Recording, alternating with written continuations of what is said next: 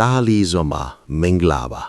NNS sharing channel ကနေပြန်လည်ကြိုးဆိုလိုက်ပါတယ် မိတ်ဆွေတို့ရာစုနှစ်ပေါင်းများစွာထွန်းကားခဲ့တဲ့ရခိုင်တို့ရဲ့ရွှေရောင်လွမ်းသောဝေတာလီအင်ပါယာကြီးပြိုလဲသွားတဲ့အချိန်ကိုစိတ်ကူးကြည့်ဘူးပါလားကြောက်ရွံ့သူတွေကြေမွမြို့ရိုးတွေပြိုပစ်ပြည်သူတွေဟာစစ်ပေးစစ်တမ်းကြောင့်ထွက်ပြေးသိမ်းရှောင်နေရတဲ့အမောင်မိုက်ဆုံးကာလတစ်ခု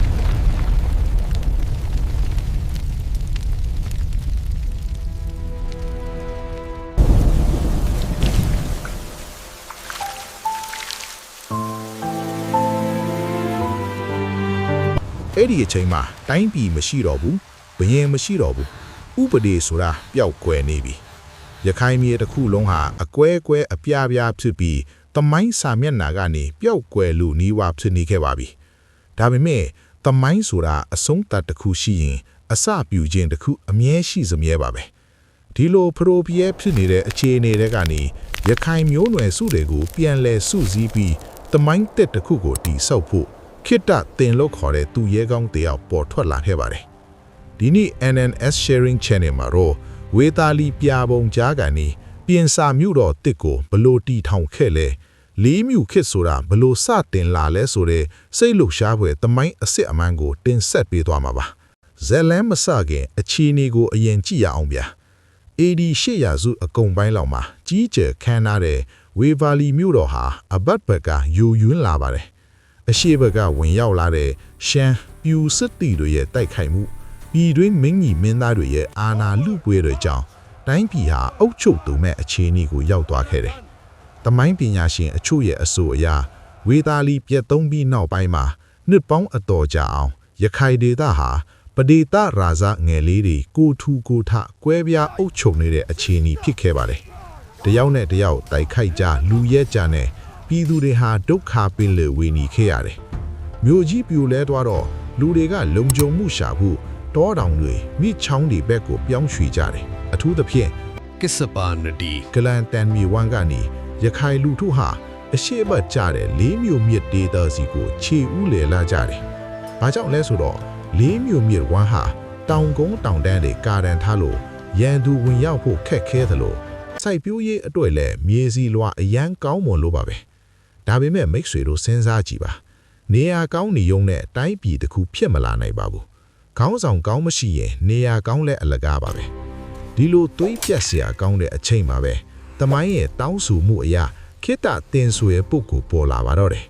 ခိတ္တတင်မင်းဆိုတာဘာတူလဲတမိုင်းမှတ်တဲ့အချို့အရာသူဟာဝေတာလီမင်းဆက်ရဲ့အဆက်အနွယ်လို့ဆိုကြသလိုအချို့ကလည်းတာမန်အရက်သားတွေကနေစွမ်းရည်တက်တီကြောင့်ထူးချွန်ထက်မြက်ပြီးခေါင်းဆောင်ဖြစ်လာသူလို့ဆိုကြပါတယ်ဘလို့ပဲဖြစ်ဖြစ်တီကြရတစ်ခုကတော့သူဟာတာမန်လူမဟုတ်ပါဘူးသူ့မှာလူတွေကိုဆွဲဆောင်နိုင်စွမ်းစုစည်းနိုင်စွမ်းရှိတယ်အကွဲကွဲအပြားပြားဖြစ်နေတဲ့ရခိုင်မျိုးနွယ်စုတွေကိုသူကစီးယုံတယ်ငါတို့ပြန်မစုစည်းရင်ငါတို့အားလုံးပျောက်ကွယ်သွားလိမ့်မယ်ဆိုတဲ့စိတ်ဓာတ်ကိုရိုက်သွင်းပေးခဲ့ပါတယ်သူ့ရဲ့စစ်ရေးစွမ်းရည်ကလည်းအံ့ဩဖွယ်ပါပဲဒေတာလူမှာဘူကြိုက်နေတဲ့သူ့ဘုံအဖွဲ့တွေနေချစ်လူသူတွေကိုတိုက်ထုတ်ပြီးလေးမြို့မြစ်ဝမ်ဒေတာတစ်ခုလုံးကိုတဖြည်းဖြည်းစိုးမိုးလာနိုင်ခဲ့ပါတယ်AD ရှိက18နှစ်ဝန်းကျင်လောက်မှာတော့သူဟာပြိုင်ပတ်ကွင်းခေါင်းဆောင်တယောက်ဖြစ်လာပြီးမင်းအထည်ခံယူဖို့အစဉ်သင့်ဖြစ်နေပါပြီကဲနယ်မြေတွေကိုစုစည်းပြီးဆိုတော့တိုင်းပြည်တစ်ခုထူထောင်ဖို့မြို့တော်တစ်ခုလိုအပ်လာပါပြီခိတ္တတင်မင်းဟာရှေးထွန်းတန်းစင်လာတွေအတိုင်းဝေတာလီကိုပြန်မသွားပဲဘာကြောင့်နေရာတစ်ကိုရွေးခဲ့တာလဲသူ့ရဲ့မဟာဗျူဟာကဘာလဲငါတို့ရွာမျိုးတော့ပြည်သားကိုဒိန်နေတွေမှဒီစောက်ကြွယ်မယ်ဒီအကြောင်းကိုဆက်မပြောခင်မိတ်ဆွေတို့ကိုတခုလောက်တောင်းဆိုပါစီအခုလိုရခိုင်သမိုင်းအကြောင်းတွေဘဟုတုတရစရာအကြောင်းအရာတွေကို NNS sharing channel ကနေအမြဲတမ်းတင်ဆက်ပေးနေတာဖြစ်ပါတယ်ဒါကြောင့်ကျွန်တော်တို့ရဲ့စ조사မှုကိုအတိအမှတ်ပြုတဲ့အနေနဲ့နောက်ထပ်လာမယ့်သမိုင်းအကြောင်းတွေကိုမလွတ်တမ်းကြည့်ရှုနိုင်ဖို့ subscribe ခလုပ်လေးကိုခုပဲနှိပ်ခဲ့ပေးဖို့တောင်းဆိုပါဟိဗျာဟုတ်ကဲ့ကျေးဇူးအများကြီးတင်ပါတယ်ကဲခိတ္တတင်မင်းရဲ့ပြင်စာမြို့တော်တီသမိုင်းကိုဆက်ကြည့်ကြရအောင်ခိတ္တတင်မင်းဟာလေးမြို့မြစ်ရဲ့အနောက်ဘက်ခမ်းမှာစစ်ရေးအရာအလွန်ဗျူဟာကျတဲ့နေရာတစ်ခုကိုရွေးချယ်ခဲ့ပါတယ်အဲ့ဒါကတော့ဒီနေ့ခေတ်မင်းပြားမြို့နယ်ပန်းမြောင်းရွာတီရှိတာနေရာပဲဖြစ်ပါတယ် အဲ့ဒီခေတ်ကအဲ့ဒီနေရာကိုပြင်စာမြို့လို့ခေါ်တယ်ပြင်စာဆိုတာကတော့9ခုမြောက်မြို့တော့ဒါမှမဟုတ်အရေးအပိုက်9ခုနဲ့ဖွဲ့စည်းထားတဲ့မြို့လို့ယူဆနိုင်ပါတယ်မြို့တည်တဲ့အခါမှာလဲရိုးရိုးမတည်ပါဘူးမြစ်ချောင်းအင်းအိုင်တွေတောင်ကုန်းတွေကိုအကာအကွယ်ယူပြီးခန္ဓာတစ်ဖက်တည်ဆောက်ခဲ့တာပါရခိုင်ရာဇဝင်တွေရဲ့အဆိုအရခိတ္တသင်မင်းဟာပညာရှင်တွေဟူရာတတ်တွေနဲ့တိုင်ပင်ပြီးမြေနေရာရွေးချယ်ခဲ့တယ်လို့ဆိုပါတယ်မြို့တော်ကိုစီကားစေဖို့လေယာစိုက်ပျိုးရေးအတွက်အဓိကထားလှုပ်ဆောင်စေခဲ့ပါတယ်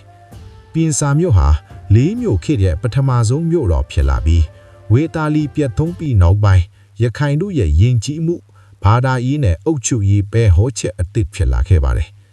ခိတ္တသင်မင်းပြင်စာမြို့ကိုတည်ထောင်လိုက်တာဟာရိုးရိုးရှင်းရှင်းမြို့ပြောင်းရွှေ့မှုတတ်တဲ့မဟုတ်ပါဘူးဒါဟာလေးမြို့ခေတ်ဆိုတဲ့တမိုင်းစာမျက်နှာတစ်ခုကိုဖွင့်လိုက်တာပါခိတ္တသင်မင်းနန်းဆိုင်ခဲ့တဲ့ပြင်စာမြို့ဟာနှစ်ပေါင်း100ကျော်တည်တံ့ခဲ့ပြီးရခိုင်တို့ရဲ့အချို့အခြားအာဏာကိုပြန်လည်ထိန်းသိမ်းနိုင်ခဲ့ပါတယ်ဒီနေ့ခေတ်မင်းပြမြို့နယ်ပန်းမြောင်းရွာကိုရောက်ခဲ့ရင်ခိတ္တသင်မင်းတည်ထားခဲ့တဲ့ပြင်စာမြို့ဟောင်းရဲ့ခြေရလက်ရာတွေကိုတွေ့နိုင်ပါသေးတယ်အဲ့ဒီမြေကြီးအဲ့ဒီတောင်တန်းတွေကပြောပြနေတဲ့သမိုင်းကတော့ပြိုလဲသွားတဲ့အရှုံးကိုဟုတ်ကူပြန်လဲတီဆော့နိုင်စွမ်းကသာအဓိကပါပဲဆိုတာပါပဲခိတ္တသင်မင်းဟာမင်းမဲ့တိုင်းပြည်ကိုစုစည်းပေးခဲ့သူ